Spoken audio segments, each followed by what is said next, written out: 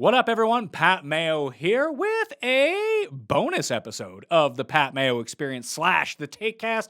It's another Corona cast with Davis Mattek. We talk about a bunch of things this time around. I'm talking about a new fantasy football show that I'm launching, which, if you're out there and trying to break into the industry, maybe you can be a part of. We'll have more details on that as I talk through it with him. Breaking into the industry in general, not only the fantasy football or gambling space and media, but almost any industry. Then we talk about gas hacking, Tim Tebow, working out at home versus working out at the gym, TikTok, and a bunch of other stuff. It kind of veers all over the place, but that's what these conversations with Davis are like. So please smash the like button of the episode. If you're listening to this in the audio version, rate, review, and subscribe. I'm going to have a ton of PGA content and NFL content coming out soon. So go back and download all the shows this week if you missed any of them, even if you don't give a fuck about them. And that'll do it with me here. So subscribe to Mayo Media Network. I'm trying to see if I can rattle off everything that I need to do. Smash like, sub, rate, and review. Davis and I are talking. There's no time codes for this because this would be impossible to time code. Yeah. They'll do it. So I hope you enjoy the show. I know some people don't love these shows with Davis and I, but, I don't care. Some people really do like them, and that seems to be a lot of the audience. So let me know if you do enjoy these shows. Maybe in the comment section of the YouTube video, put in a topic that you'd like to see Davis and I talk about in the future. It's just two guys who don't know nothing, speculating on things, and probably giving bad advice and unsound reasoning. But hey, it's a show, and it's long. If you need time to kill, you can listen to it, all right? Here's the show. The Pat Mayo Experience. Pat Mayo Experience. Pat Mayo Experience. Pat Mayo Experience. Experience. It's been really nice being kind of disconnected from everything. I've been focusing on golf. Oh man, I bet. I've been focusing on golf and football research, and between you and I, there might be a new football product coming very soon. Oh, I did want to run this by you. I know this. I didn't actually. Yeah. Usually I prepare things for this, but where you reached out to me, I assume you had something prepared that you wanted to talk about. I'm launching a new fantasy football show on Mayo Media Network. It will not feature me. And I was thinking about, like I did with the baseball show or even the hockey show, was reaching out to some of the people that I really like in the industry and see if they would want to host one of the days of the week. And we run it 7 days a week and go through it. Do you think it's best off to do that? Like, I can grab someone from, I'm just throwing out names here, from like FTN, and I've got in good with Tony and the guys over at Run Pure, or even Osimo, or Establish the Run, or even you guys over at Daily Roto. Just try to, hey, Davis, do you want to do Tuesdays kind of thing? Or do you think I should hold like an open competition and use it as a platform for 2 or 3 new voices to come into the industry and maybe try to give them a platform? Oh, that's actually a really cool idea. Yeah, I actually love that idea because one of the things because I've been on the hiring side of trying to find writers, trying to find copy editors, trying to find podcasters, video guys and things like that. And one of the things you run into is by and large the first people you ask are just people already, right? Like, oh, are you available to do this? What's your work situation like? Guy I've known for 6 years. And, I'm sure you get this question all the time, how do I get started, right? How do I get started in fantasy sports? And I love the idea of an open competition because it will preclude you from having to go and seek anyone out. It'll just get sent to you. And you won't have to specifically reject people, which sucks, right? Like when someone sends you a sample that's no good, you don't have to be like, that's not the direction we're going. Because theoretically, you'll get a bunch of submissions. You'll get a bunch of people submitting their work.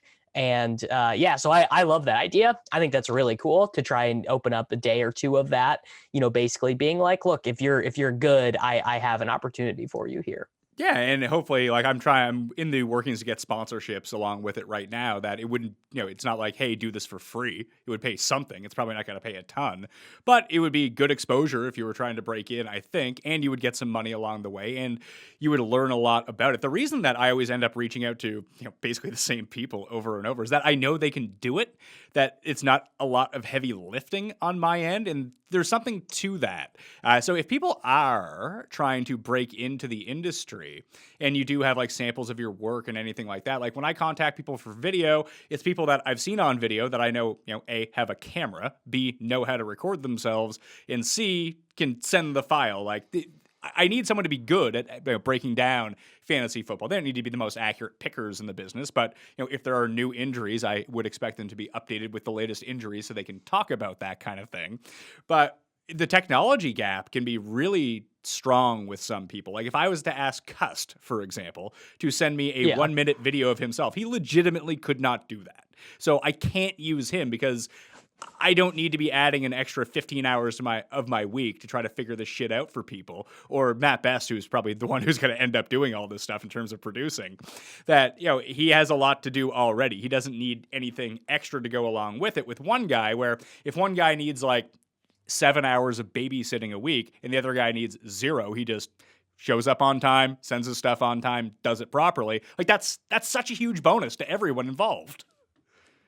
Yeah, I mean, being technologically competent is, I would say, for like almost any, like not important, but like, above like non-manual labor, non-food industry type job. I would say being technologically competent in as many things as possible online, whether that be, video producing, understanding various internet functions, being able to edit audio, being able to, just figure out new computer programs, never having used them before, just being, technologically native. I would say like that's got to be one of the number one skills you can acquire in general, right?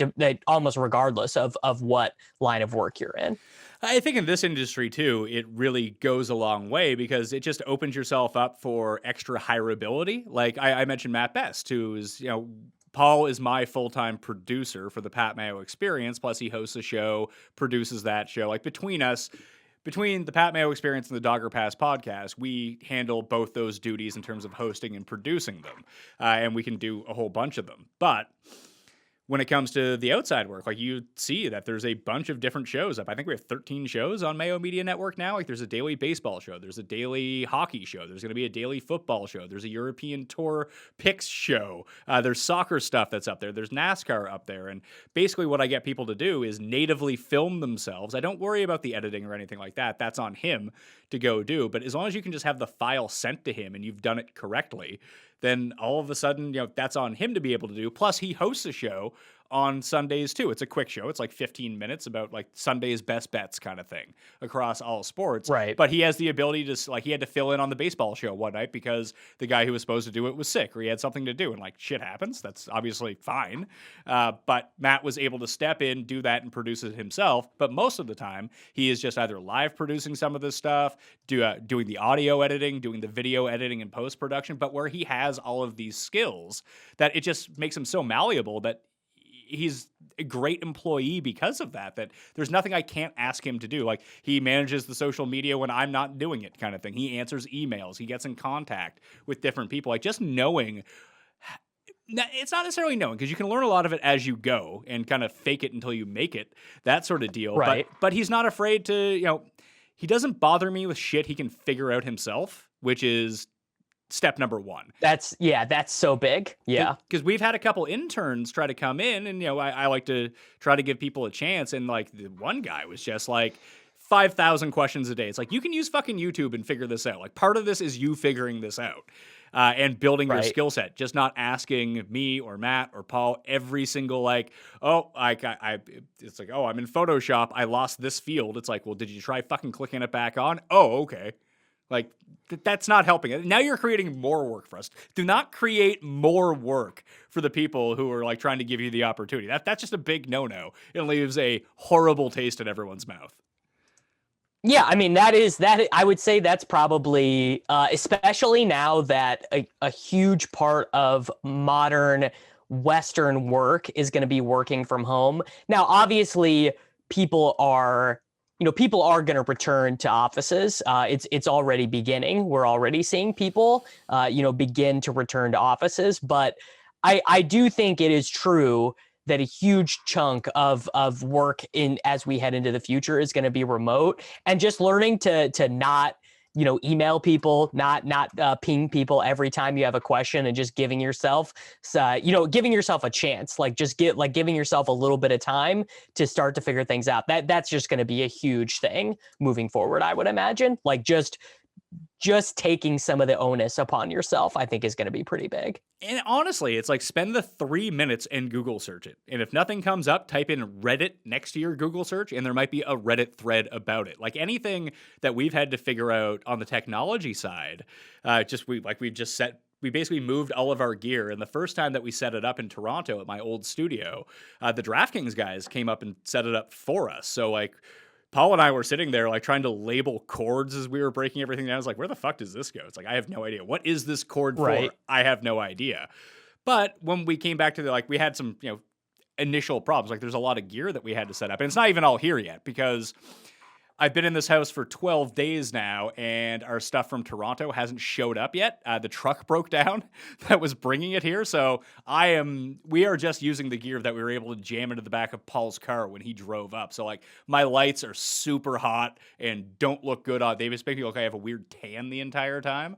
It's because we're using this like weird Amazon lighting kit that we set up. I have like LED lights behind me. I don't have my proper camera lens. I don't have my proper lights, anything like that. But we're making do with it, and we have enough of the cords that we were able to figure it out. But for 5 hours the first day that we set it up, we couldn't get the camera to connect to the computer. Like, what the fuck is going on here? Like, what is happening? We just didn't have the right cord plugged in the back, and we were trying to take like screenshots of everything as we were breaking it all down, but like all the cords look exactly the fucking same. So it's tough to do. I think we figured it out for the most part right now, until the rest of the gear shows up. But we went on YouTube and be like, oh yeah, where does this cord go? Like if I'm hooking up this type of camera into this type of system, and shockingly enough, people of YouTube were good enough to upload that, and you can just watch a 2-minute tutorial video about how to do it. Like, give yourself that shot in order to solve the problem. Because if you can start solving your own problems, you know how to do it, and that's the whole point of either being a worker or having an internship, is learning and making yourself better in the process. But again, you just don't ingratiate yourself to anyone else. If you're asking mundane questions, like a legitimate question about something that is flummoxed you and you've been spending hours on, like that's one thing. And especially if someone has a quick answer to it, no one's going to be mad that you asked that question. But it's the easy questions, the very Googleable questions, just shows you're not putting in the right type of effort. And that's not great to see. Yeah, no, you are 100% correct. I mean, that's been something that I've tried to do, like over the course of working online. I've tried to figure out as much as I can in terms of video editing, audio editing. Like I don't ever want to have to ping someone I work with to ask them how to post a podcast, right? Like that, like worst nightmare scenario, right? Because then it's just like that person doesn't want to take that part out of their day. So yeah, you are 100% correct. That what you brought up there though is interesting. So I'm moving in a couple of weeks here, and I am now, for the first time in my life, I am of the stage in life where I can actually pay someone to help me move, to pay movers. And moving sucks, right? Everyone knows that moving sucks, but moving especially sucks when you're young, you're in college, you're fresh out of college, and you got to do it all yourself. You're loading crap up in your car, you're renting the truck, you're lifting the couches out. I am very excited to make my first move with movers, basically. It's great. We moved into a hotel for 3 days to allow the movers to come in. We were like, fuck it, let's get them to pack for us too. This is great. Like, if we're moving across the country, I don't want to have to fucking worry about this. So my wife and I, we paid the movers to do it. Now, we thought like we were being super savvy, like, oh, we'll move into a hotel. They can take the stuff like 3 days before we actually move, and we'll be in this hotel. And then maybe by the time we show up, all our stuff will just be there already. And now here we are 12 days after we've moved, and obviously it's not here yet. So like all my clothes, all our furniture, all that stuff. So we're just kind of getting by on bare bones in this house. We ordered some stuff before we showed up. So we have a couch, we have a TV, we have enough to get us by. But like I'm currently sitting in like a folding chair. And if people have kind of commented that I look really uncomfortable on the shows that I've shot in this new studio so far, it's because I'm sitting on the most uncomfortable chair possible, and I have no real way to go get a new one, knowing that my chairs are showing up soon. So you're in a weird give and take when it comes down to that. But back to the like holding an open competition for the fantasy football stuff. Like obviously fantasy football knowledge and camera presence is going to be the biggest thing possible. Because I can coach people up of, if people are savvy enough with computers, I can get on a 30-minute Zoom call with them and be like, hey, I'll send you a camera. Here's the camera you need. Here's the program you need on your computer in order to record. Here's how you send it. Like, it could just be that easy when it comes down to it. But we go to the people that we know, once again, because we know that they can do it.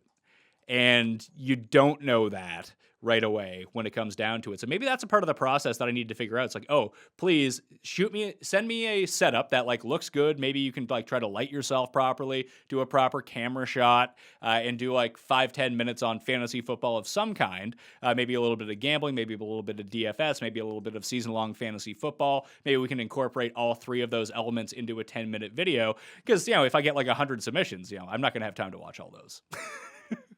Yeah, obviously. So yeah. just having that technical wherewithal right away that, oh, I didn't have to do anything and you were able to send this to me. That's like a big check next to you. Oh yeah, no, that's massive. That's interesting. You mention, video presence and all of those things, because something I have seen a couple people tweet about over the last couple months is like people in our industry now, especially the sports betting industry, is people are hiring like broadcasting coaches and things like that.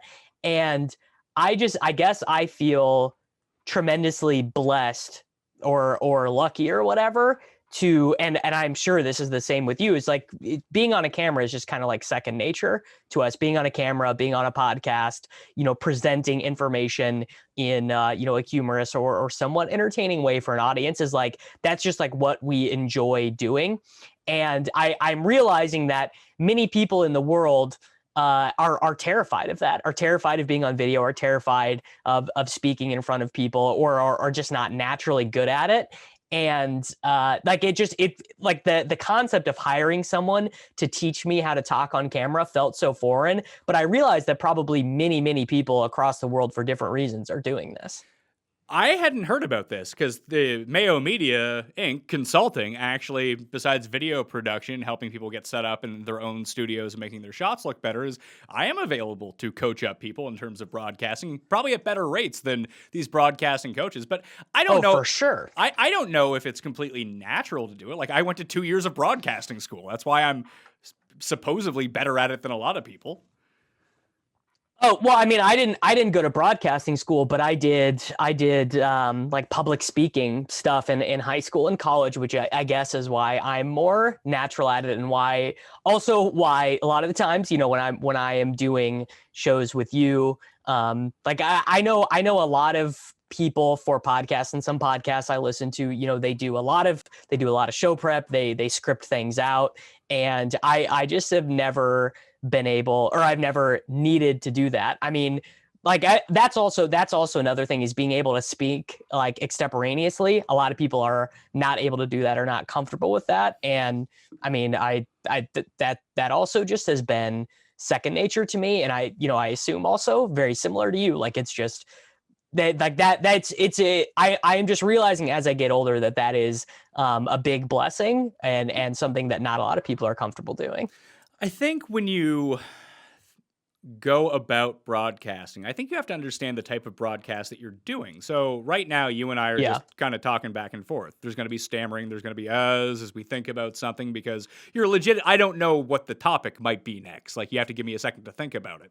If we're doing a football show, I know we're talking about football, so I can be a bit snappier with the replies on everything. Right. And it's less conversational. It's, hey, Davis, here's a question. What do you think about this? You'll give me like a minute or so, and then you'll throw it back to me, because I've had guests on and I've had to stop using guests over time. People I really like I think that they have an excellent personality. I think they give out great picks. But as a guest, like, I if I ask you, like, oh, do you like Dak Prescott this year? Let's just say that was the question I asked you about football. They'd be like, yes. Yes. And like, that's not helping me here. We're on a show.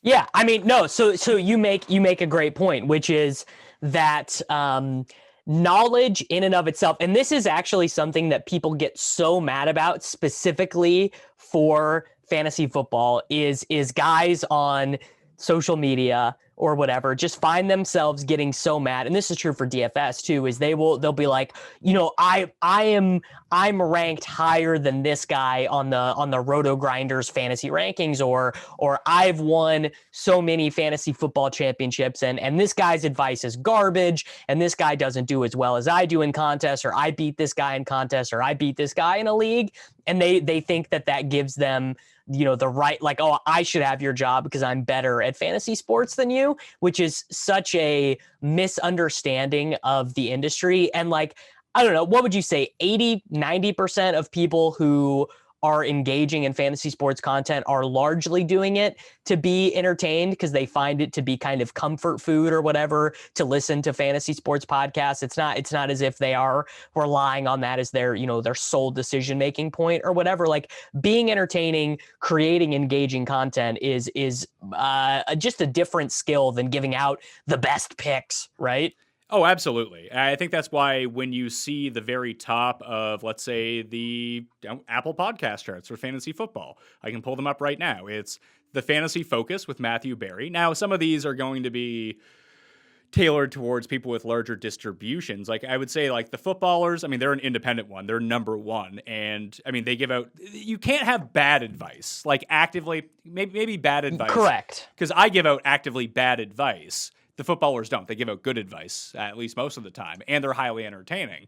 But I'm not poorly researched. I don't have bad information. I just have bad picks. Like, if you tune into me, right, I will tell you who's hurt, what injury they have, who's going to replace them. Here are the snap shares. Here are the routes run. I have all the information that I'm trying to articulate to you. I'm just horrible at interpreting it. But, I get away because people like to laugh at the show, and they have a good time coming in. That's the vibe of my show. It's like, I do a gambling show with Jeff. No one really cares how many winners we hit. Some people do, and they'll be like, you never win. It's like, guy, that's not the purpose of the show. People like hearing us talking about football and golf betting. They like us hearing two guys talking about the odds. We have a good rapport. That's the more important part of a show and a broadcast. Then, I mean, if we were able to nail 100% of our picks, that would be fantastic. If we were able to nail fucking 9% of our golf picks, that would be fucking amazing for the show, instead of doing like 0.5% over the course of 365 days. But it's all about one, actionable information, I think, is really good, not necessarily analysis. There are some people that specialize in analysis. I look at someone like JJ,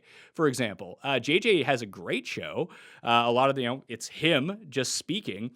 And just having known JJ for so long, like, we both started out around the same time. And I feel like we've been on a very similar career path. Like, I ended up going with DraftKings. Once DFS sites started hiring people, he went with FanDuel. So we don't actually get to do anything together anymore, which is really disappointing because he was always one of my favorite guests to have on, like, in one of my favorite people in the industry.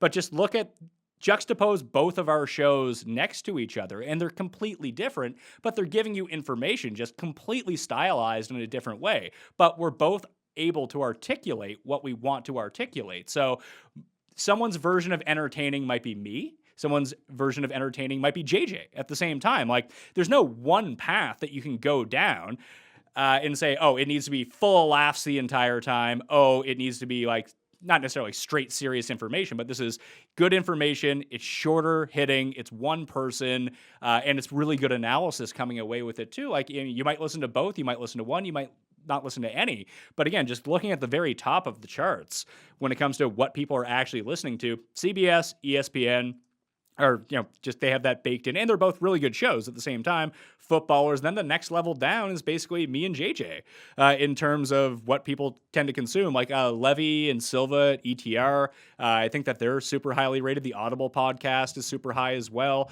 There's other ones out there. I'm sure that I'm missing some because I'm not looking at the list right at this moment.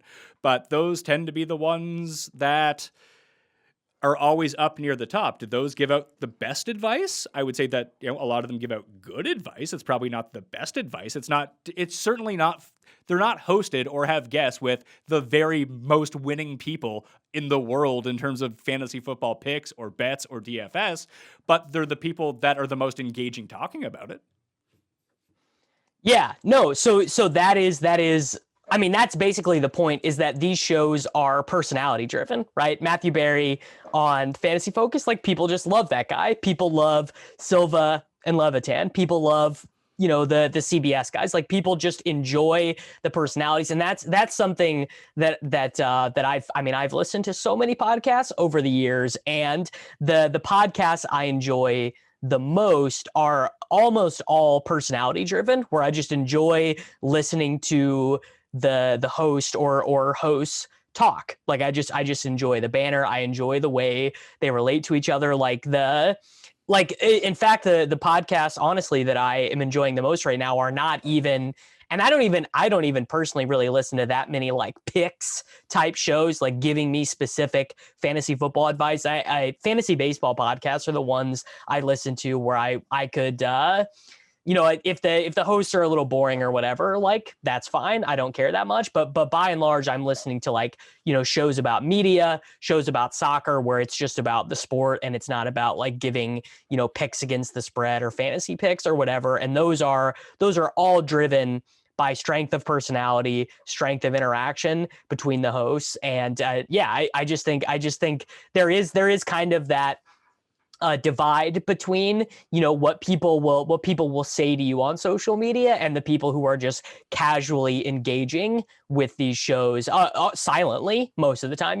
So many of the people that listen to this show or listen to the Pat Mayo Experience, I'll never hear from, because they just passively engage in the show in an like almost like watching a TV program, where you watch a TV show for 5 seasons or whatever, and you never engage with the actors or the directors or the filmers in any way. You just passively enjoy the program. And I think that's kind of where some of these institutional podcasts are getting to, basically, at this point. Yeah, it's like a long-running sitcom. It's like Cheers or something like that. I completely spaced. Tagliere in Fantasy Pros, one of the highest rated ones as well. And like, Mike is a great personality, and like the research that Mike does every single week is incredible. It's funny, the column he writes, I think it's like 20,000 words. I remember I used to write so many words. Yeah, he grinds. I used to write a 15,000 word column every single week, and just like, it had to go by the wayside. I just could not do it anymore. And like the show, it coincides almost immediately with the video show coming into my life. Like, doing the audio show, if that was one thing, it was almost like a companion piece with the giant column that I'd write up every week. Although, ever since I stopped writing that column, I'm significantly worse at fantasy football. Well, yeah, I mean, because actually playing the game, actually grinding in all of these leagues, grinding in DFS, that is going to reward the minutia so much more. I mean, that's verifiably true. So it's just different things. And I enjoy fantasy football podcasts, but like, also, I guess, the other thing is, and I bet you feel this too, is like, I can't engage with that much fantasy football content because that's my job. Like, I can't be spending 12 of my waking hours a day engaging with fantasy football. Like, it's just too much. Yeah, in season, I rarely listen to anything. I would preseason is when I engage for sure. It's like when I like to check in. It's like when I listen to the footballers, it's mainly in the off season, just because it's like, oh, I didn't get to listen to them all year. I have my own stuff going on, and I don't want to feel like I'm ever biting anyone's takes. If it's going to happen naturally, it happens naturally. I don't want to listen to them like, oh, that's a really good point. I'm also going to say that point. Like, that's just inevitable if you are listening to exactly people in your industry talking about the same thing as you. That's going to get into your head. And even if you don't mean to do it, it's just going to be there. It's like, oh, that's a good nugget. I'll use that nugget. And then, certain people are very like particular, like, well, I was the one who came up with that. And most people don't give a shit, because who cares? It's all just kind of research out there. But I just never want to fall into that trap. My bad takes are going to be my bad takes, but at least they're going to be mine. And I do release my content way before everyone else, so there's really no danger of any of that happening. Maybe it could be a little bit better researched. I don't know. But yeah, in season, most of the podcasts I listen to, I think we've discussed this before, where like, I listen to a lot of basketball podcasts, despite the fact that I rarely watch any basketball. That's how I keep up with the NBA, because I just don't have time to watch it, but I like following it. I like the NBA, and I'll, now with the playoffs coming along, I'll probably tune in a little bit more, especially if we get like Warriors-Lakers play-in game. I'm all in on that. Yeah, no, that, by the way, is something I think the NBA is totally cool with. They are totally cool with people interacting with their sport in, non-conventional ways, like because that's been a big story in basketball over the years is, the ratings are down. Are the ratings down because of super teams? Are the ratings down because of rest? And I honestly, I think a big reason why the ratings are down are because of people like you and people like me. Like I probably watch, I don't know, on average, I'll guess I watch 2 hours of basketball a week, which sounds very low for someone who plays a lot of NBA DFS, tweets a lot about the NBA. But it's because I listen to the low posts, I listen to the starters. I listen to a lot of basketball podcasts. I keep up with it through like Top Shot and everything. And Top Shot, by the way, another example of the NBA caring way more about digital marketing and non-conventional ways to have people interact with the sport. And that's why they're not that stressed about ratings, for sure. I can see that because it also allows you, if you go completely digital, and I mean, it's hard for anyone to really measure that in terms of any sort of success, really, because we don't have accurate ways to measure any of this stuff. You know what I mean? Like Top Shot market is one thing. Like, how many people are actually interested in Top Shot? You can see the lineups. I don't know if those have gone up or down because it was never really my thing to begin with, so I didn't really care. But when you look at it, it's like, oh, this can be accessed by people in Poland. It could be accessed by people in Nigeria or in Turkmenistan, wherever it is. You open yourself up to the entire world that way, and we don't have the proper instruments to really measure the actual engagement with one thing. So, yeah, TV ratings might be down. It's a fucking COVID NBA shortened season where people don't seem like they're trying half the time. People will tune in for the playoffs. That's not going to be a problem. Yeah, no. Like, especially, by the way, what do you think if the Lakers are in the play-in game instead of the actual playoffs? What do you think the ratings are going to be for that game? Is that going to be the most watched NBA game of the decade? Probably, I would say. Like the NBA has a lot of outs, and by the way, it's not just an NBA problem in general. Ratings for every sport, everything. But NBA ratings for March Madness, ratings for the Masters, ratings for everything were way down compared to analogs from 5 years ago. Like that's just true across the board for all sports, no doubt. Except for one sport. Golf. Yeah, golf is up, right? No, football was up last year, I think. Yeah, I guess that makes sense because football rules everything. I mean, we know that. Football is the king. Yeah, but do you remember like 2 years ago, it's like, oh my God, NFL ratings are going down. They're down by 3%. It's like, yeah, it's still by far the most watched thing on TV. Yeah. It turns out all the people who said they were going to boycott the NFL didn't end up boycotting the NFL. One of the dumbest storylines of our time. But it's a storyline, and it only makes a difference because it's the NFL. Like, if it wasn't the NFL, if this was happening in hockey, no one would give a shit. Yeah, that is a great point. Okay, I got another Canada versus US question here. So big thing that we are dealing with right now is there's this talking point that quote unquote no one wants to work, and what people are meaning by that is that jobs paying you absolutely shit wages with no benefits, right? So fast food jobs, food industry in general, manual labor, a lot of things, low paying, high effort jobs or low pay, high exposure jobs where like you're inside, poorly ventilated air for a long time. People are having a hard time filling those positions because they're not adjusting their wages for inflation, and I'm wondering if this is a storyline in Canada as well. Well, I'm sort of confused by this entire thing. So, because I don't really understand how the stimulus package was rolled out in the United States. Like, I thought, like, back last year sometime, they gave everyone, like, $1,400. And then sometimes this year, they gave everyone, like, $1,400. Are they getting, like, $1,400 a week? Like, what's going on here? No. So no one is getting $1,400 a week. Unemployment benefits have been extended. But there is a false narrative by people who have never applied for unemployment in the United States that it's very easy to get, that you basically can just get it, and you can get it in perpetuity, that there are no requirements to continue getting it. And obviously, these are storylines dominated by people who've never tried to get unemployment. Now, unemployment is easier to get right now and stay on than it would have been, 2 years ago or whatever, because of the extension, and some of the expansion of these benefits. But it's not as if you can live some glorious, welfare queen lifestyle based off of current, unemployment situations. Now, is it? Yeah, I will grant the point that it's easier right now to get unemployment, but the whole idea of this dichotomy of being like, oh, well, people just don't want to work. I mean, the answer is people don't want to work for $7.25 an hour with no benefits, no health care, and potentially getting exposed to COVID. Because the industry that's been hit the hardest by this is, the food industry, that survives on very thin margins, and as a result doesn't pay people any money.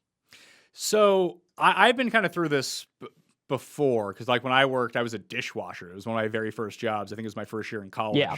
And I wanted to, work my way up to be a waiter, get some nice tips on the go, and make some money. I lasted like 3 months. Like washing dishes is the absolute nut low. Like I'm not doing this anymore. But I feel like, and I don't know if it's different now. So it's really tough for me to speak on this because I don't really understand a lot of the difference between Canada and the United States, and even some of the Canadian rules, because I haven't worked in a restaurant in so long. But I think that wait staff, bar staff in Canadian places, like you get like the legitimate minimum wage plus tips. Now, I feel like that's not the case in the States, where if you work in a restaurant, they can pay you like $1 an hour and everything you make is tips, isn't it? Or do I have that wrong? It's $2.50 an hour if you get tips. That's what they pay you. Okay. So I can see why that would be not a lot of money. $2.50 an hour is not a lot of money. No, but if you worked in a place that was extra, I can see the logic behind that on paper to begin with. That if you work in a place that is extremely busy, you're going to make. If we had to pay you $13 an hour as a minimum wage for the 8 hours that you're working there, plus you got tips in a busy place, like you might be making like $60 an hour or something like that. And that would really hurt the bottom line of these restaurants. The stories that I keep seeing, though, are, we can't get people to work at this place and now we're going out of business. Well, was your business profitable to begin with? Like, were you only surviving that you could pay people $2 an hour to work for you? Or do you just not want to pay people more and you're closing, like this is like your huff and puff that you're closing your doors? I don't really know, but I can see. I mean, I kind of get both sides of it, but I don't really know the economics behind it. Like, are people really surviving that much off, like, unemployment here? Like, I think you get the CERB if you've been put out of work off because of COVID, but it's not that much. I think it's like, in Canadian dollars, I think it's like $2,000 a month, $2,200 a month, something like that. Like, it's, a lot of people would say that's not even enough to survive. It's far more livable where I'm currently at than where I was in Toronto, put it that way, in terms of what things actually cost, especially rent. But are people really saying like, oh, I'm not going to work anymore because I have this $2,200 a month? Like, maybe. Well, that's the narrative in the States, is that whatever the equivalent of the $200 or the $2,000 a month is causing people to not want to work here, which seems non-genuine to me, given that unemployment rates are fairly low in the United States. Like a lot of like our number of able-bodied adults who are working is very high. I think the most recent unemployment was like 5.5% or something in the States, which is pretty low. So I think it's a false narrative, and I think it's getting pushed because businesses that people are used to interfacing with, which is restaurants. People are seeing a lot of help wanted signs at restaurants.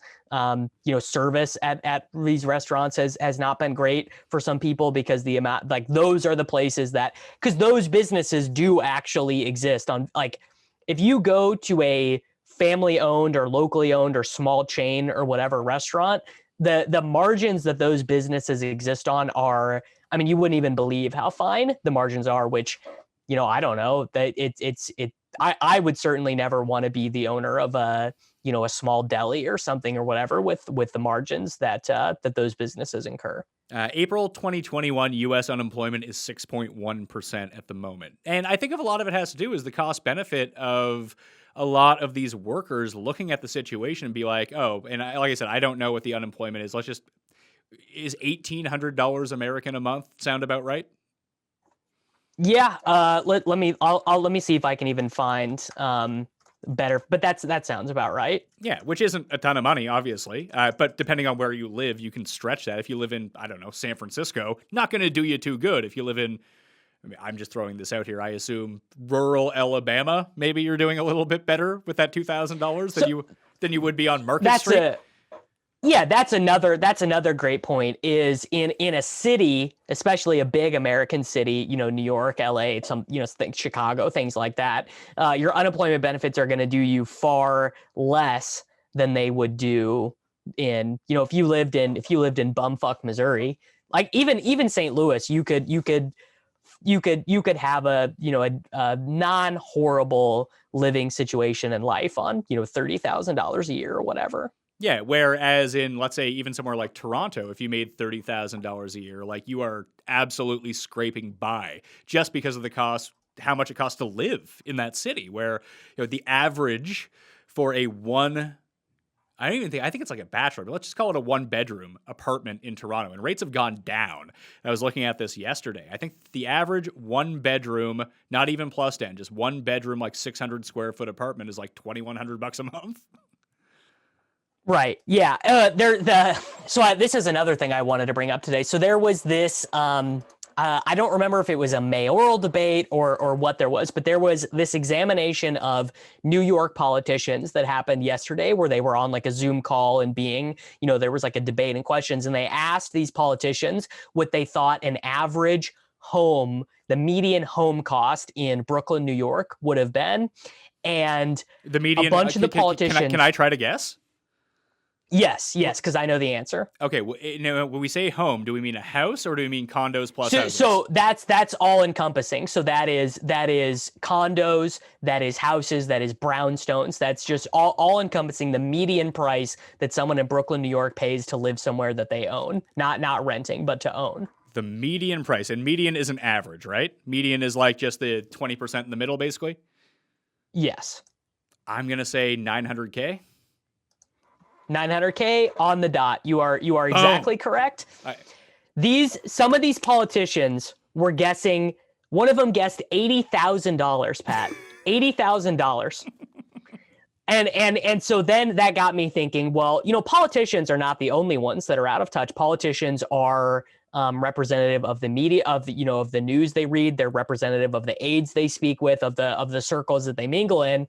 And I realized that a lot of the people having these conversations about unemployment and publishing these articles about, no one wants to work, this place can't find workers. It just leads me to believe that they're truly the liberal elite and the ruling class. They're the Jessica Walters scene of how much can a banana cost? $10 from Arrested Development. Like they are the living embodiment of that meme.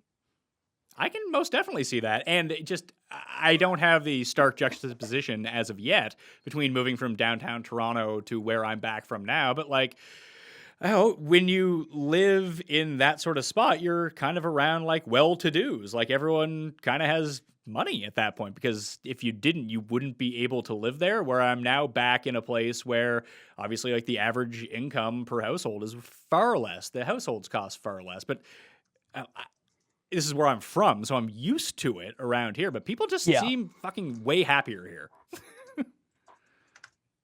Yeah, I mean, that's kind of the dirty little secret is that living in big cities kind of sucks, right? It does. Like here's why it's good, because if you have the money to afford it, it's amazing. Everything is at your fingertip. You can have the best food. You can go see the best shows, and you don't get put it this way: when the Book of Mormon comes to Halifax, we're getting the Q list. I shouldn't use Q because people might the R list. We're not even getting B list, C list type actors in it. We're getting Z list. That's how many other places it's been before you can hire people to come here. When I see it in Toronto, it goes from Broadway to Toronto. Maybe it goes to LA first, or maybe it goes to Toronto and LA. There is if in terms of like not necessarily culture, because there's culture everywhere and each different location is going to have its own culture that's unique to that place. However, when you're talking about like the major events worldwide, living in a major world-class city has its certain perks if you're into that kind of thing. If you're if you're a big financial person and you're a stock trader in Canada, or you're even at the highest end of business, you had to be on Bay Street. That's our version of Wall Street. Like that's just where you go to go do these things and make all the money. All the HQs for the biggest corporations are in Toronto. So if you are higher ups at one of these places where you're working for like KPMG and making a lot of money, chances are you live in Toronto. And it just seems like, that's diversifying a little bit because a lot of people are working out of office now. Like, I just see the reason that they implemented this quarantine where I'm at, the 14-day quarantine from moving outside of province, because so many fucking people are moving back to Halifax because everyone left. Everyone who wanted to go off and advance their careers. Not to say that you couldn't do that here, but it's very limited scope of the types of fields that you'd be able to get to the top of if you stayed in Halifax over the past 50 years. Whereas now that all the people who had moved to Toronto, moved to Vancouver, moved to the United States, moved to Montreal in order to rise to the top of their fields, they can now do this work remotely, and everyone has decided, fuck it, we're moving back to Halifax. Yeah, because during this period you have gotten none of the benefits of living in a big city, right? It's all gone. It's twofold. You have none of the benefits of living in the big city. The big cities are all just by and large more infected than everywhere else, just because there's such a high concentration of people. Well, and people are in closer quarters. Yeah. Yeah, and it's just there's more people and everyone lives. Space per capita is much smaller than it is almost everywhere else outside of a gigantic urban city, and the rest of the world caught up to being able to work from home or remotely. That if you're, I don't know, the senior vice president at KPMG and basically your one task in the office is a once a week meeting, well, you could fly back in for your once a week meeting, change it to a once a month meeting, or just fucking do it virtually because all these boomers know how to use Zoom now.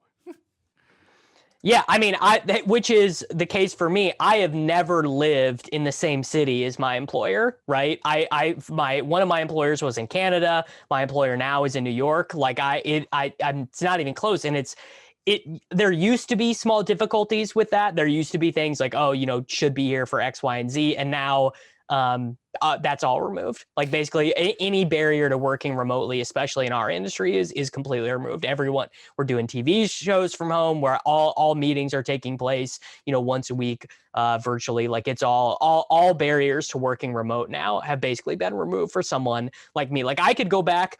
I went and looked at the Zillow price of my childhood home compared to what I just paid for a home of a similar size here in St. Louis. And like, I was like, shit, I could go live like an absolute king in the town I grew up in. I could live in the Salina, Kansas version of a mansion for what I just paid for a house here, which I would not want to do because that's a little bit too small. But there is definitely something very appealing about moving away from your gigantic metropolitan areas. Yeah, so leaving a city with 6 million people and downgrading to a city that has like 450K, 500,000 people I'm really probably not going to notice that big of a difference, to tell you the truth. Yeah, I mean, because what are like classic big city things that you would engage in, like going to bars, like ordering Postmates, things like that. Like you can certainly still get that in Halifax, right? Like are you a big concert guy? Having the two kids over the past 2 years, like we weren't doing anything anyway. So all the stuff that I did in my late 20s and early 30s, I just wasn't doing anymore. I don't have the time to do it. I need to be home watching the kids, kind of thing. And that was the other thing too, that, between my wife and I, we had 2 kids in a 900 square foot condo in downtown Toronto. Now we moved to a 4,000 square foot house that is less than the cost of that condo. So we have a lot more space in that regard. So we actually feel like more at home here. The kids seem to like it a lot more, but like things like going to Raptors games, going to Jays games, going to concerts, eating at like super high-end restaurants. No, I'm not going to get a chance to do that anymore because the availability, but it's not like I've been able to do that anytime over the past 2-3 years anyway. So what's the fucking difference? Right. Exactly. I mean, yeah, you are making the case for city flight, essentially. Also, I'm actually very curious about this as well. Are people talking about inflation in Canada right now? I don't know. I assume many Canadian dollars have been printed by the Canadian Federal Reserve, but again, I'm viewing all of these things through the lens of the United States. Is this a topic of conversation amongst Canadians? Not that any that I talk to. The only thing I'm concerned about is the price of the Canadian dollar, and because I get paid in American money. So when the dollar at the last March, when the you got to be getting crushed. I am getting fucking hammered. And it's not like the US dollar is doing poorly against a lot of currencies. It's just the Canadian dollar at the moment, because there's like oil shortages all across the world. And anytime that oil becomes expensive, the Canadian dollar goes through the roof because we have so much fucking oil. And it's just Canada prints money whenever there's an oil shortage in the world. So right now, the Canadian dollar is trading at 1.21 US dollars. That is a 4-year low for me, because I want the Canadian dollar to be like 1.45 US dollars. Like, it's costing me a lot of money. Yeah, hey, this would be a great use case for you to get paid in crypto, Pat. Potentially so, but how is crypto doing? Whenever my Twitter timeline isn't just like Bitcoin to the moon, I assume everyone's losing money. No, it's all up right now. One Bitcoin right now is worth $56,654, and one Ether token is worth $4,346 right now. Oh, that's good, because I always thought that like crypto people were like DFS touts and gambling touts, and whenever it's up, you hear about it. Whenever it's down, you never hear about it. Yeah, no, I mean it actually did. It crashed yesterday a little bit. It was down. Bitcoin was down at like $53,000, and Ethereum was down at like $3,800 for a little bit yesterday. But what can you do? I suppose. But yeah, I mean I'm getting paid in US dollars right now. Holding US dollars is terrifying, because we are at the American economy is definitely headed for gigantic and disastrous levels of inflation. It's pretty bad. Yeah, we'll see though. I think that it would be one thing if the U.S. was the only country in the world printing a whole bunch of money, but every basically industrialized nation in the world has done exactly the same thing. So it seems like it would all be equal once everyone gets back to work. And it does seem like the U.S. is where they didn't care so much about COVID regulations anyway, plus the vaccine rollout has been surprisingly really good so far. It does seem like the U.S. is going to be up and running at full capacity far before a lot of the other, like between Canada, like the G7 countries essentially, or is it the G9 now? Anyway, between Germany, Canada, the United Kingdom, France, Italy, all these places, that the U.S. will be up and running beforehand. So I'm just holding American dollars right now. Like, I'm not converting it over. So I'm just sitting with my US funds account being like, come on, go back up. Like, I have a number I wanted to get back to. But just it's just taken such a fucking hit. That and my DraftKings stock. Oh my God. I've lost so much money. Not that it was not that it was what are they doing to you? They're not looking out for you, Pat. What's the deal? It's okay though, because as a part of my initial deal, they probably I don't know if they want that they would do it again, because I mean I didn't get it as a part of my second go, but they were a private company when I first signed with them, with the anticipation I was like, they're probably going to go public at some point. They're going to get gambling at some point. How about I just sign up for a whole bunch of these shares if they ever do go public? So I just got gifted a whole bunch of shares at the conclusion of my contract. So I didn't actually pay anything for them, but put it this way, they were worth about double what they were worth today. They're worth about half what they were 6 weeks ago, which is not great when you're counting the money being like, oh, this is great. And then I was and at the time 3 months ago, I was like, oh, these are US shares, so they're worth this much. I have this money, and now I'll convert them into Canadian. Like, okay, here we go. And now it's just like everything's just shit on my chest. Yeah. So I apparently got very lucky, because during the whole GameStop thing, I shut down my Robinhood account. I sold all the stocks that I had and transitioned them to Wealthfront, which means I came close to selling the absolute top of DraftKings, because I think it was in February when all of that was happening. So I apparently got very lucky with the DraftKings stock. So yeah, good for me, I suppose. Well, I saw the earnings report came out and they did a bunch more revenue. Like, if there is such a huge thing about acquiring all these customers and spend. I mean, I would have to assume that there's the long play on this. And I actually have a show coming out. I talked to Dustin Gauker about the legalization of sports betting and where sort of the business is going at this point. I don't know when I'm going to release it because I have just too many shows in the can. I recorded way too many shows before I left Toronto. I did not expect to be set up so quickly here. But, it's all about when you acquire these customers. Yeah, they play DFS. Yeah, they play sports. But the real money is going to be made when these people just start playing online slots. Yeah. Slots, casino, online blackjack, all that stuff. Yeah, no doubt about it. So we haven't even scraped the surface about what any of this is worth. And if people are like paranoid about like their DraftKings stock right now, not that I'm an expert on it because I was hoping it would never go down. Apparently that's not how the stock market works. But until we see a complete open up of California, Texas, and New York, just fucking hold on to it. Yeah, I mean, I don't know. I can't imagine wanting to sell anything that is down right now, given that it feels like we are basically in a permanent bull market until these Federal Reserves across the world stop creating, an infinite amount of dollars, basically. Let's see here. The one stock that I gave you is up $8 from when we talked about it at that time. That was the Canadian airline? Yeah.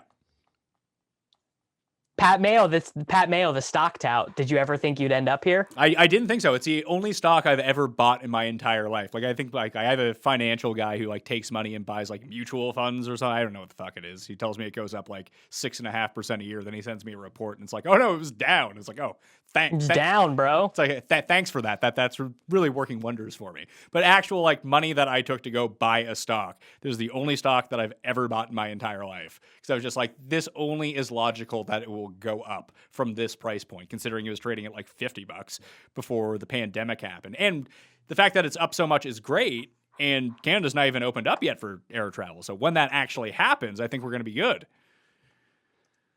Are you wanting to take a vacation once you have gotten vaccinated?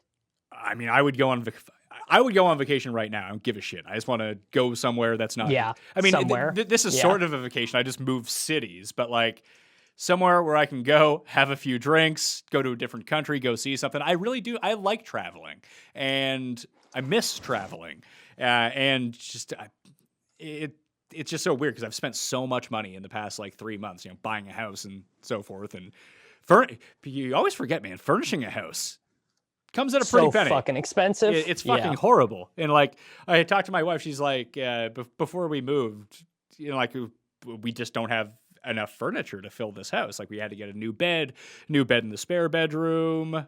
For like the guest bedroom, we have another guest bedroom that we'll eventually have to get because Paul's living with us right now. So we had to get a bed for him and like sheets and all that stuff. And she asked me, she's like, what do you think it costs to furnish a house? I was like, I don't know, 10 grand. Like, no, I was like the New York politician who thought that houses cost 80 grand. I was nowhere near that number. Yeah. And not only that, but because lumber is so expensive right now, and because shipping stuff is very expensive and very difficult right now, that like adds on to how expensive it is. Like I'm looking at furnishing this new house, and it's like, oh yeah, this sectional you want that's 80% inflated anyways. Also, it's going to cost you $300 to ship it, and also we can't get it to you for 3 months. Like it's absurd right now. Yeah, I mean, maybe this is the new norm. Maybe this is why people need to start paying people a little bit more because everything costs so goddamn much at the moment. Yes, that is in fact the answer. But good luck getting people to agree to that. I mean, as a business owner, I get not wanting to pay people. It's just more Sure. money. It's more money for me. It's more money for you. Yeah, I mean, look, I get the motivations and incentives. I get the motivations and the incentives from all sides, but it's just like I'm always gonna side with the labor. I mean, historically, because I've been labor in my life and don't have that much experience on the other side of the token. Sure, and I have too. That's why I try to compensate the people that work for me at better than market rate. To be perfectly honest with you, especially for the specialized skills like editing and producing and things like that. Just it's so hard to find good people to do these things that I want to make sure that if they're good, I keep them around. You know what I mean? Yeah, and that should be incentive for all employers, right? Is you want to, first of all, you want to generate, foster positive relationships between, between labor and between ownership, and you also would like to keep your employees gainfully employed. You don't, because if you pay good people shitty wages, they will leave you. They will go to somewhere that compensates them more appropriately, and it's going to cost you more money and time and hassle to retrain and hire and figure out a new thing.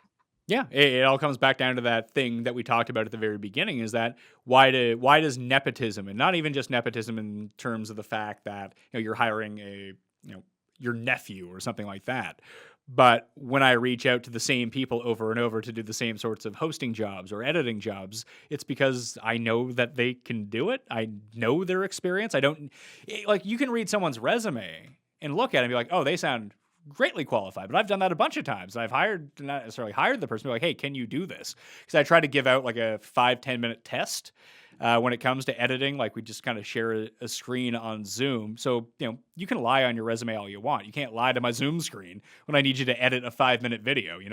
That's part of it. Like, you need to be able to do that, or you can't have the job. No matter how much you say that you can do it, I need to be able to see that you can do it before I can give you the job of actually doing it. And then when I can just go, ping like, hey, Steve, I need you to edit this 10-minute video. I need these graphics to be made. I know going in that they can do it. Here's what I'm going to pay you to do it. And they're like, fine, I can do that. And I know that I'm going to get the results that I'm looking for because I have experience with that. So it's tough to kind of parse through, but I would like to try to break that trend. I mean, one of the reasons of starting Mayo Media Network was to give new voices an opportunity to be heard, and I don't want to fall into a trap of giving the same old voices an opportunity to be heard. I really do want to kind of live by that, but when I'm doing my show and I'm trying to get sponsors, I'm trying to sell ads, that I kind of defaulted to the path of least resistance, of going with the people that I know, not taking any chances, and I think I want to break out of that. Yeah, I mean that's natural, right? That's just anytime you are starting something new, doing something different, you are looking to be as frictionless as possible. I mean, that's just in everything. I mean, even in your day-to-day life, people prefer inertia to everything else, right? Like that's just true. People are scared of change. People are scared of making mistakes. People are that's just a very natural human response. So I don't think that's unique to you at all. No, but it's so counter to what I did almost basically my entire life, where, especially in my professional career at least, like you talked about moving and how shitty it is to move. And the reason that I splurged and bought movers and packers, like I moved fucking 17 to 20 times between 5 cities and 2 countries over the course of like 7 years. I had my entire life in a fucking, everything that I couldn't put into a gigantic hockey bag in my one suitcase in my backpack, like it got thrown in the trash. When you move that often, that's what it's going to come down to. And like this time, I have a wife, I have 2 kids, I have furniture, I have things now. I was just like, fuck it. Like, I want to make sure it all comes with us. Yeah. You're definitely correct. Any great media you've been engaged with recently that you want to shill to the people or wanted to talk about? I'm very excited to eventually do more of these gambling movie clubs with you. I really enjoyed owning Mahoney. The response to it, obviously it's not the highest rated show going in terms of the Pat Mayo experience, but it's almost like this show. The people who watched it and enjoyed it really seemed to like it.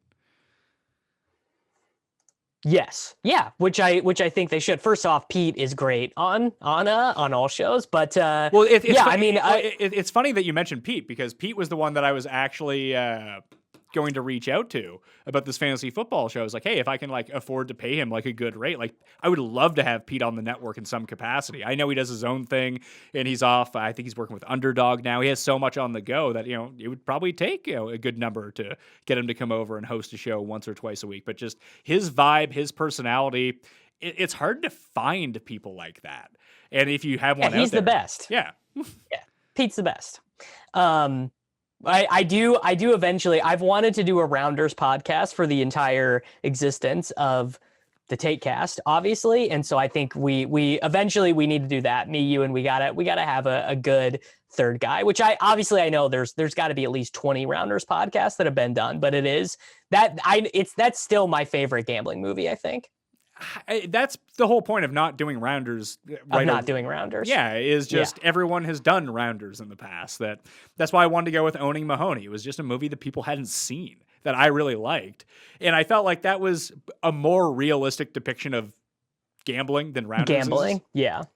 The one that our guy Chris Traub shilled to us the other day, the Croupier with Clive Owen. That one is great, and I would whenever you do that one, I want to be on that one too. Like I said, it's on the list. It's just way down on the list. I like Croupier. I think it was the first.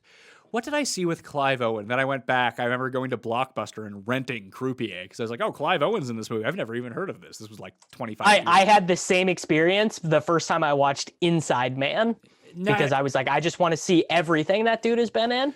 Was it? I think it was Children of Men that I saw him in. Was that the first like big thing? Maybe it was Closer. I'm trying to think. I'm reading his wiki right now. And he received critical acclaim for Close My Eyes, a movie I've never seen. Yeah, I've never heard of that either. I'm trying to think. Croupier came out in like, what, 99, I want to say? 98, Closed My Eyes, 91, Inside Man, 2006. Okay, so Children of Men, 2006. So I was a big Oscar snub. I loved movies when I was in high school. So I would go, me and my buddy Patterson would just go see like every Oscar movie that came out. And I remember going to see Gosford Park, which was the Julian Fellows like British Mansion style show. It was like huge award buzz that year. And he was the guy who eventually ended up creating Downton Abbey. And it's basically the same thing. It's just a movie. He was in that. And then he was in The Bourne Identity. That's where I remember seeing him. And then then he was in Closer, which I really liked, the Mike Nichols movie, and then Sin City. So around that time, I was like, fuck, man, I like Clive Owen. Let's go back and check out this guy's catalog. And Croupier was the only thing that I could find. That and Green Fingers were the two things that I found. So I really like Croupier because I was interested in gambling anyway. You know what the best Clive Owen, I mean, Children of Men is by far the best Clive Owen movie. It's not even close. I like Inside Man, but Children of Men is... How is Inside... I've never seen Children of Men, but how is Inside Man not the best? I would just recommend go watch Children of Men, and you'll know why. Okay, all right. I will. It's on the list. Children of Men is probably it's one of, I would, like, if I was just to not say like necessarily my favorite movies of, from 2000 on, if we were just talking about best movies from 2000 on, I would say it's probably inside the top 10. Yeah. Okay. It's not a oh man, Children of Men's halfway through. Let's click it on and have a good time. Not one of those movies. Inside Man is that movie. You can turn on Inside Man at any point and it's a fucking time. It's great. Yeah, literally at any point you put it on and it's fantastic. What do you think the movie you've watched the most in your life is? Probably Happy Gilmore. Happy Gilmore? I've only seen Happy Gilmore one time. Oh, my name is Happy Gilmore. And I love hockey. Yeah, I mean, Happy Gilmore is a good movie. I probably one of the Star Wars movies is one, or Raiders of the Lost Ark, actually. I've probably seen like 20 times. What else? I watched Billy Madison and Happy Gilmore so much as a kid. I think they would just be up there. I think as an adult, I've probably seen Boogie Nights the most. I've seen Boogie Nights a couple times. The ones that I watch the most are the ones that you just see on cable, the ones you're flipping around channels, and because I think I'm the only person under 30 in the world that still pays for cable. I guess I'm not under 30, but I pay for cable now too. The internet here is so fast, it's amazing. I couldn't believe it. Apparently Halifax is like fiber ops all throughout the city. That the internet fucking flies. It's awesome. Did you not have fiber in Toronto? I had fiber at the office, but where I lived in Toronto didn't have actual fiber ops. Like, it wasn't just up to that part of the city just because they're fucking slow as shit up there. And the company that I used for the office to have the fast internet was like a private internet company with their own servers. Yeah. It wasn't one of the big ones. And the big ones in my area, I had the fastest internet possible, and it fucking sucked. The Clive Owen movie you should watch, by the way, that I saw in theaters that is the most like a cartoon of any movie I think I've ever seen that is live action is Shoot 'Em Up. Shoot 'Em Up is a blast. Okay. Yeah. I mean, I love Clive Owen movies, so I will watch that one. I will watch that one as well. The most recent thing I watched that actually impacted me, there is a great James Cameron directed whale documentary on Disney Plus, which it's just a good last thing of the day, like chill out document. I enjoy documentaries in general anyway. That I just found fascinating. I would recommend that one to people. The Challenge All-Stars on Paramount Plus is amazing. It's the best season of the Challenge in like 10 years, and no one's watching it because it's on Paramount Plus. I have Paramount Plus so that I can watch soccer. So I haven't. I've never watched an episode of any reality TV that ever aired on MTV. Oh, you should check out Challenge All-Stars. They basically brought back the people from like 15, 20 years ago to be on the show, and like it's so different now when they cast, like I love the Challenge. I've always loved it. So, but you can just see just a big distinction between the types of people that they have on the show now versus the people that they used to have. Because now it's like all these reality people have casting, like they have agents. The agents get them on these shows. People come from Amazing Race and Big Brother and Survivor and Geordie Shore and stuff in the UK. And like there's someone from Survivor Romania, I think, on the new season. Like they're all great to look at. They all have huge social followings, but they're not like good TV characters by any stretch. The British guys and gals, the guys in the birds, they're not so bad because British reality TV is like hilarious versus American stuff. But you watch these like older people and they're not so much different than they were 15, 20 years ago. Like obviously they look a little bit older. They're not as insane.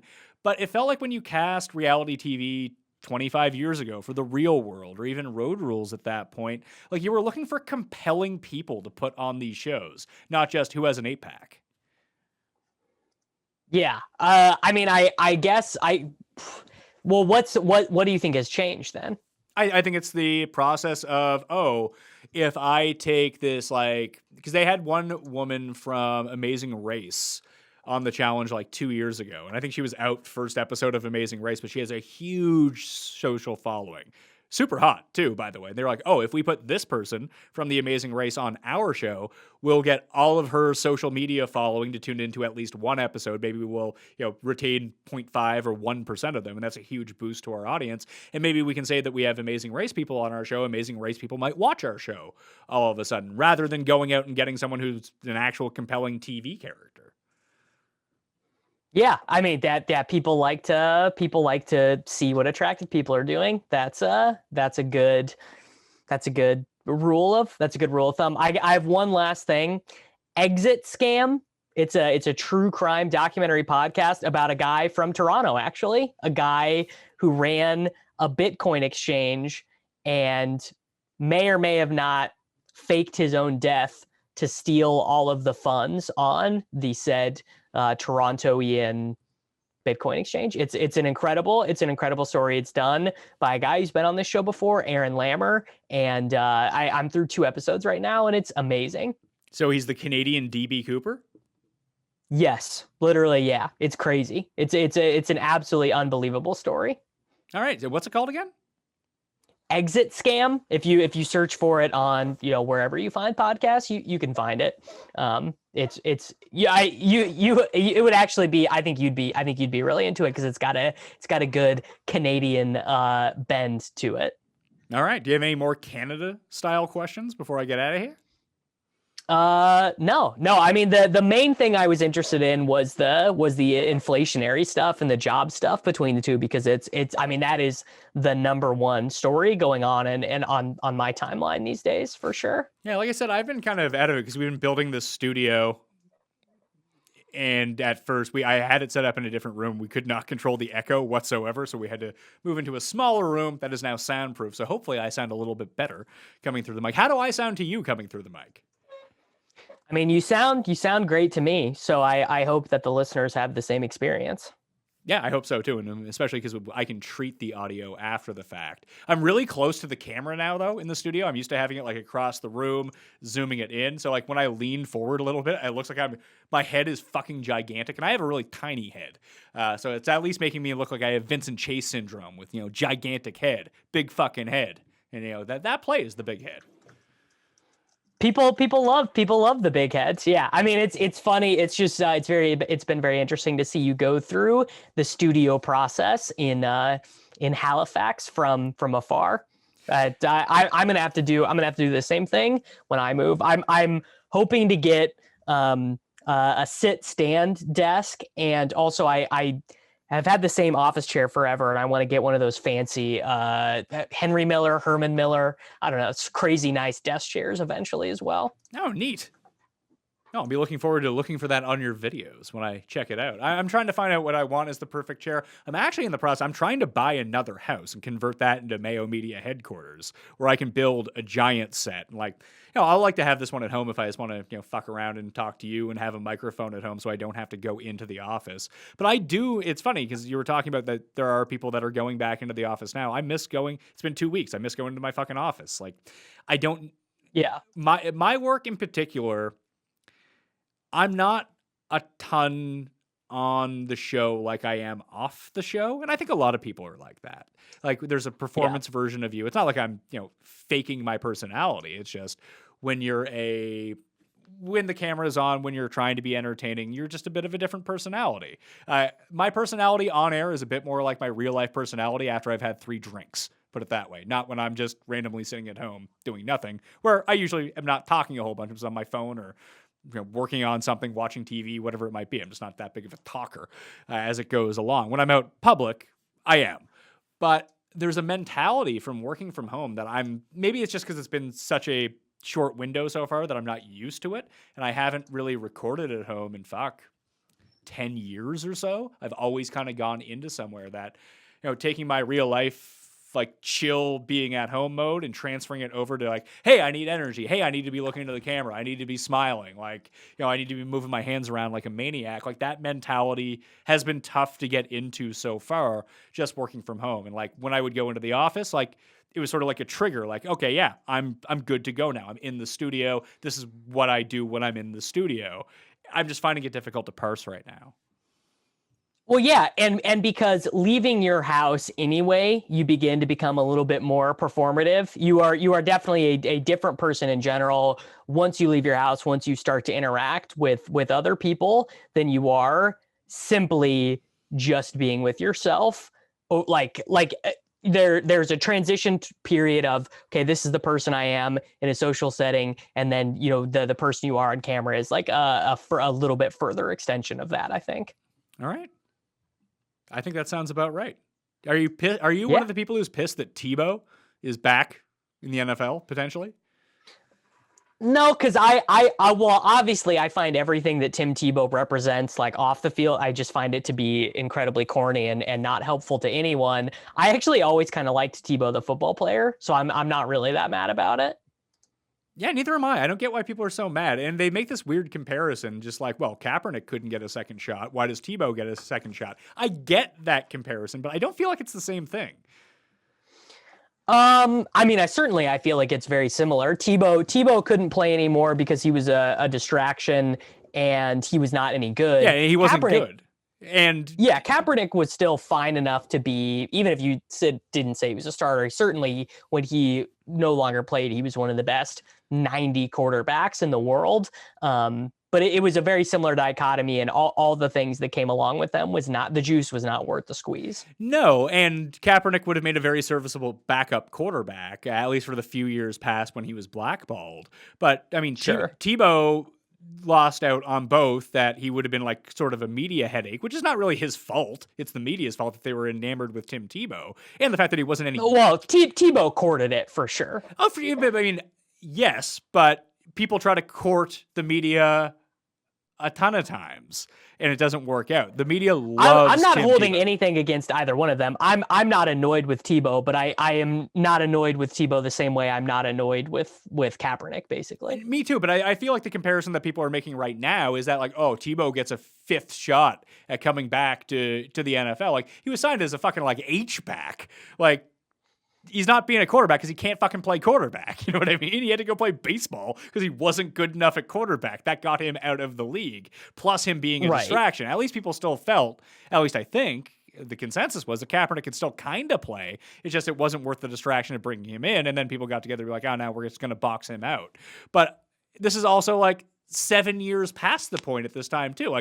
If Kaepernick wanted to come back and try to play wide receiver and he was all right at it, he'd probably be given a shot, wouldn't he? Yeah, probably. I mean, I just as you were saying that, the thing I was thinking is Kaepernick's game, the way he played, actually is so much of a good fit for the way teams are coaching offenses now that I feel like if had Kaepernick been 4 years younger and had he done his whole thing, first off, in a climate that was more ready to hear Kaepernick's message, people in the United States, when Kaepernick began his journey, were not ready to hear what he had to say. I think in general, you'll find more people agreeing with Kaepernick's message now than you did 5 years ago. And also his specific football skills are more useful and understood by NFL coaches today than they were when Kaepernick was playing quarterback. Oh, for most definitely. But now he's probably past the point of being. He's probably not fast enough anymore. Yeah. No, and I like with the Tebow thing too. I mean, you have maybe Jacksonville's just looking for some pub, and anything to do with Tim Tebow is going to get you some pub. But if he can come in and be if he's still built in that sort of way, obviously he probably knows the offense well enough. I mean, no one thinks that Tebow's a stupid guy.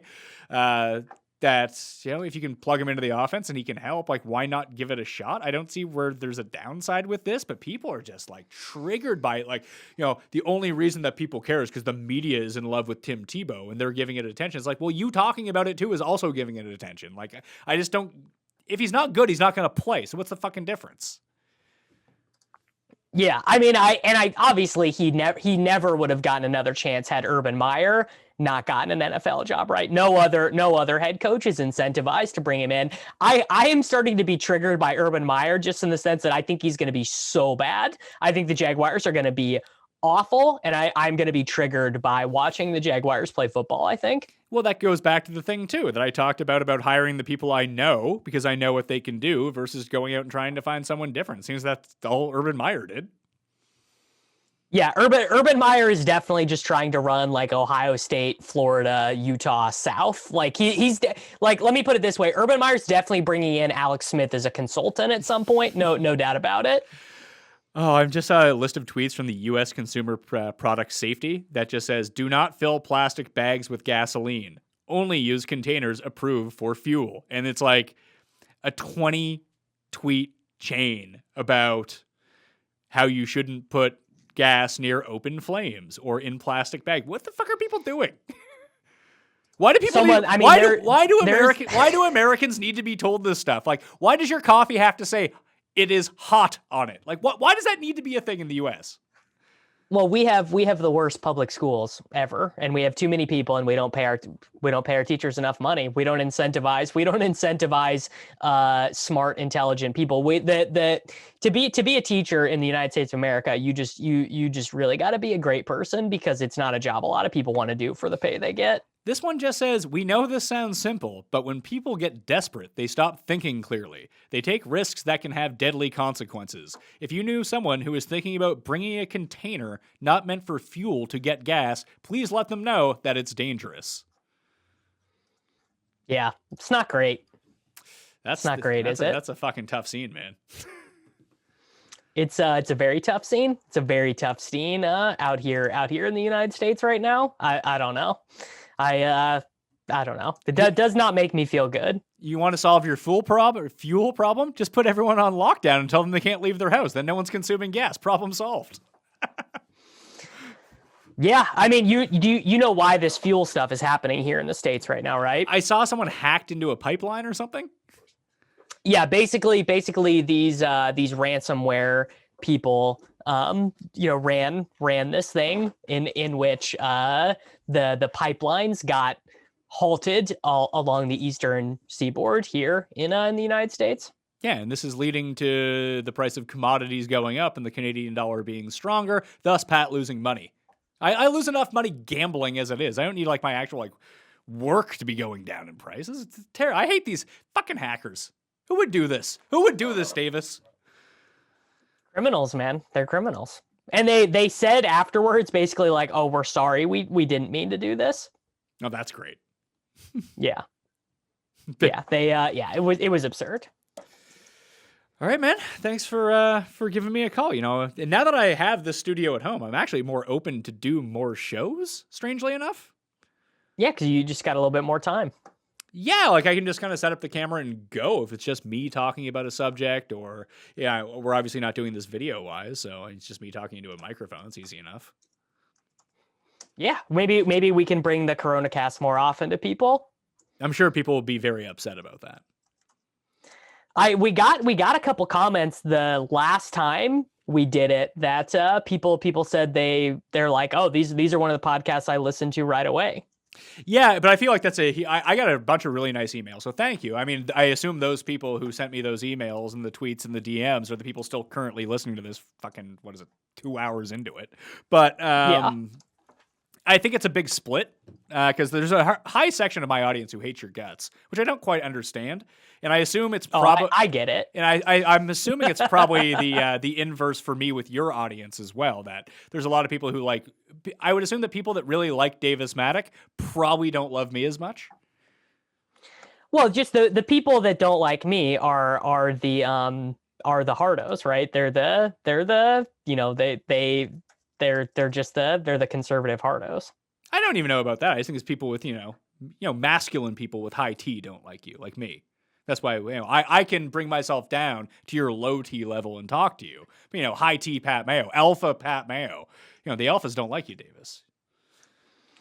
Yeah, I mean, certainly anyone who calls themselves an alpha male probably does not like me. If the guys out there who have alpha male in their bio, I would wager that those people do not like me. I think that we should come up with some sort of football bet this year where you have to change your Twitter profile to, what does it say right now? It says Swolecast, Takecast, SportsGrid, Davis Mattek @gmail.com, Best Ball Dynasty, FFP. This is just Bitcoin.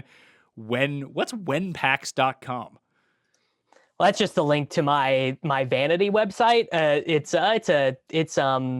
a Top Shot joke. Okay. It should just have a link to your rap songs. That would be awesome. But no, we're going to have a bet where if you lose, you're going to have to change your Twitter name to Davis Mattek American Flag, for one thing. Oh, no. Oh, no. I mean, this is a good question. Have you ever had a positive interaction with someone who had an American flag in their bio? Yes, I have. But I go into it because I've had so many. It's not even that I have bad experiences with people who have American flags in their bio. It's just normally when I see the most egregious tweets on the internet, or at least on Twitter, it's usually from people with American flags as next to their name in their bio. But I think that some people, because we're online so much, I think some people have it because they genuinely love America. That's not the stance that they're like, oh, I feel like there's two different things. There's one, being proud of your country and being a proud American.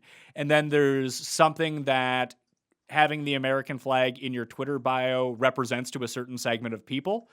Basically you're QAnon guy, right? Isn't that sort of the symbol for it? You're a patriot. Yeah, American flag. Yeah, if you call yourself a patriot, you're probably a QAnon guy. Yeah, and there's a difference between people who are patriotic and don't know anything about this and just want hey, I'm patriotic, I love America. That's one thing. And it's another thing for that to be co-opted into being a QAnon patriot conspiracy thing that the other person might not even know about. So you do get interactions. The first thing I see, it's oh God, American flag guy tweeted at me. I'm sure this is awful. And then you're oh no, this is a normal guy. He just doesn't know. I also assume that anyone who follows me or interacts with me who is of that bent, who thinks they're an alpha male, I've already muted you and I don't see your tweets. So probably a lot of that stuff just completely, I just don't see it. But what I'm saying is that not everyone is that inside. That, you have to be able to, you have to give people a chance. I mean, if they do something to get muted by me, then, they've done something to get muted by me. I'm just not going to look at someone's profile and mute them right away. That's not Pat Mayo. Yeah. Yeah. No, you are. Yeah, that's true. So that's the way that I would look at it. But yeah, by and large, there are certain things that, if you weren't on Twitter 18 hours a day and it was a part of your life, you just wouldn't know. Yes. Yeah. I mean, I think it's universally accepted that Twitter is bad for our mental health, right? Yeah, I think so. I think that everyone would agree on that, but people still love it. Yeah. I mean, I'm literally on Twitter right now, and even though I'm acknowledging that it's terrible for me, but I literally have Twitter pulled open right now. Did you get on TikTok? You seem like you're still at the higher end of the age range that could like make it worthwhile. No, dude, I am way too old for TikTok. 20 is like a little bit too old for TikTok. It feels like, is anyone big on fantasy football or gambling on TikTok? Yes, but it's like high schoolers. Okay. Could 40 I mean, year- yeah, I literally don't know anything about it. Yeah. That's the thing. Like, I feel like someone could get into that space and like really make a lot of money. I look at the counselor. Like the counselor has a huge grab over Instagram. He really does. That if you could build up that sort of following by kind of being first on the scene to utilize this full time as your medium. Like everyone in the industry uses Twitter. It's not like you're getting like, if you're not Matthew Berry or Evan Silva, you're not really getting too far ahead on Twitter. You know what I mean? Yeah. If you wanted to gain a larger market share of the fantasy football realm, you would, the most efficient way to do it would certainly not be Twitter. No, but I feel like something like TikTok would be a good way to do that. I don't have TikTok. Not that I'm against it or anything like that. I just didn't download it when it came out. Now it feels like it's too far gone for me to get in, but I don't even know if that's true. I feel like TikTok probably still has loads of growth left, honestly. So it's not finite, so you're not going to pile it into garbage bags to hoard it? I'm not a by nature hoarder though. Now, neither am I. I don't get hoarding. Like something is. I mean, I get the impetus, but I personally have never gone through the effort to do it. I think there's probably some things that I hold on to that I shouldn't for too long. But like I said, where I move so much that like stuff gets chucked out. Like, I don't. This has no utility to me. It's gone. Yeah, I'm about to move, so I'm about to start hucking stuff. Now, I do hoard some things, like I have like clothes that I've had forever that I won't get rid of, but I am looking forward to getting rid of a bunch of crap when I move. Usually, I'm pretty good with a purge of clothes, but I just haven't bought new clothes in 2 years, so it's a tough scene. Yeah, tough scene. Well, I mean, yeah, but that I guess that means you haven't gotten fat enough to have to buy new clothes, so that's probably good, right? No, one of the things that I did before I actually moved, I bought some of those Bowflex weights. You know which ones I'm talking about? The adjustable weights. Yeah. So the adjustable barbells, they go up to like 55 on each side, but they can go down to as low as 5. I was like, well, I had my weight set in Toronto. I gave it to Cody before I left in my bench. So I got a bench delivered. I got cussed off Facebook Marketplace. I bought these things to drop them off at my place. So when I showed up where I couldn't go anywhere, it's like I still want to work out the entire time. So at least I have a weight bench. And the adjustable dumbbells aren't bad. You know what I mean? Like it's not like having a 55-pound dumbbell in your hand. It's a bit uneven because they're a bit longer than everything else, but I really don't mind them. I think that, especially spatially, if you live in a small place, like, you know, I find it so much easier because what I had before was like a bunch of, what the fuck are they called? Not dumbbells, but like the cast iron weights that you put on the end. Like I had a barbell, like just not like a weight, like a bench pressing one, like two dumbbell like size bars, and I would have all these weights that I could take on, take off. Like it would prevent me from working out a ton because I didn't have a lot of space to put them, and just the hassle of, you know, taking off a 45 and putting on a 25 or putting on a 10 or having to match up a 25 with a 10. Like it doesn't seem like a big thing, but you know, when you get like 30 minutes into a workout, you're just like, oh fuck, I have to change up these weights again because I want to do this set with this weight. Fuck that. With these ones, at least I can drop them in the thing, turn the weight to what I want, and then lift it back out. It takes like 2 seconds. That's not bad. Yeah, so what you are describing is what many people have started to do, and this was another thing I want to talk about. I have decided, Pat, I have my home gym set up. I got a bike, I have resistance bands, I have kettlebells, I have an exercise ball, I have the not a Bowflex adjustable weight, but another branded, I think the Amazon Basics branded adjustable dumbbells. I've decided 2 weeks after vaccine 2, I think I'm going back to the gym. I think I've decided. Oh, I would love to go. Because it's almost like the studio thing where when I go to the studio, I'm there to record shows. I'm there to work. 100%. When I go to the gym, I'm there to fucking work out. Like even when I was working out last night, I was trying to get like in a full chest set, and I have my like station set up like with the mat, with the bench, with the weights. It's kind of like right next to where the recording computer is. So I would like do a set of weights, and I would go over to the computer and be like, oh, I can upload this show right now. Let me spend 3 minutes doing this. Like my mind's not in it when I'm working out from home. I like having the ability to work out from home, and I think that's going to be beneficial, but I'm not going to stop. Once the gyms reopen here, I can go to them. I'm going to be the first person to go book my time. It's more intense. I get a better workout, and I can do anything that I want. Like, I can do bench presses here. I can do arm curls here, but I don't have a full like bench press setup. I didn't like the decline on this bench isn't the best. Like if I want to do decline presses or even like incline arm curls or use some of the machines or go run on a treadmill because it's currently raining outside. I can do all those things at a gym, and I'm fucking geared up to do it when I'm there. Exactly. Yeah. Like, so I would say 1 out of every 3 times working out at home, like 1 out of every 3 times I get to full zen. Like I'm not hating it. I'm liking what I'm doing. My heart rate's up. I'm really getting in a good pump. And then the other 2 out of 3 times, it's very half-assed. I think that would make sense. I think I would like to have a treadmill at home because I would watch TV and just be on a treadmill. Okay. Yeah. I mean, I'm going to do that when I move. I'm going to do that into my new house. I'm going to set the bike up in front of a TV in the basement so that I can play video games while I ride the bike. Yeah, it would just be something that like that wouldn't be like my main run or my main walk for the day kind of thing. But if I'm at home and I'm watching fucking Monday Night Football or something like that, like I don't mind setting.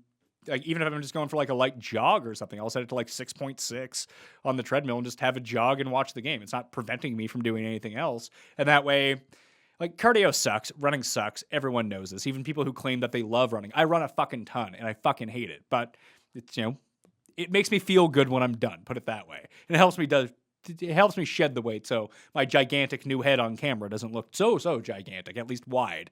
But that seems very sensible to me. The thing is, I don't know if I want to spend like $3,000 on a treadmill. Yeah. Now, do you ever go on walks? My buddy Steve Finkelstein, you might have interacted with him before on Twitter. He was in the DFS space for a long time, and he lost like 150 pounds and is like this cut, ripped guy after formerly being overweight. And one of the things he told me is like.